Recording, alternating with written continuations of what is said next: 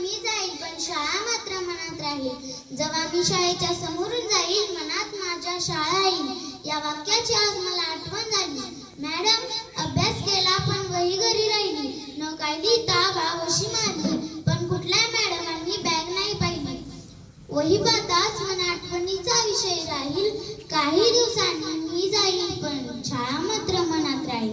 अभ्यासाच्या वेळेचं माझं कधीच नाही जुळलं. शाळेतले दिवस कसं गेलं तेच नाही कळलं. शाळेच्या परिसरात किती केल्या दंगामस्ती. झेंड्याच्या कट्ट्यावर झाल्या कित्येक दोस्ती. हारून कधी हार नाही मांडली. आपली सारी खोडी दुसऱ्यांवर साधली. शाळेतले दिवस ना परत येतील. काही दिवसांनी मी जाईल पण शाळा मात्र मनात राहील. मधल्या सुट्टीत एकत्र जेवायचं.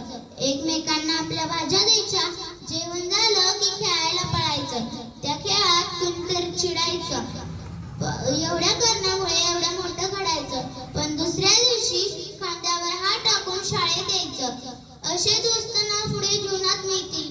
काही दिवसांनी मी जाईल पण शाळा मात्र मनात राहील.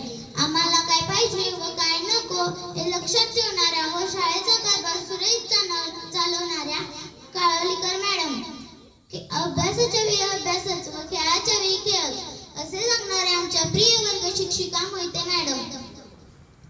या नव्या संगणकाच्या युगात आम्हाला टेक्नॉलॉजीचे भरभरून ज्ञान देणाऱ्या आवडत्या श्रद्धा मॅडम. शाळेसाठी शिस्त महत्त्वाची आहे असे आम्हाला ठामपणे सांगणाऱ्या लिपारे मॅडम. छान पद्धतीने शिकवणाऱ्या व खेळासाठी प्रोत्साहन देणाऱ्या लोखंडे मॅडम. अभ्यास करून खूप मोठे व्हा असे सांगणाऱ्या बागुल मॅडम.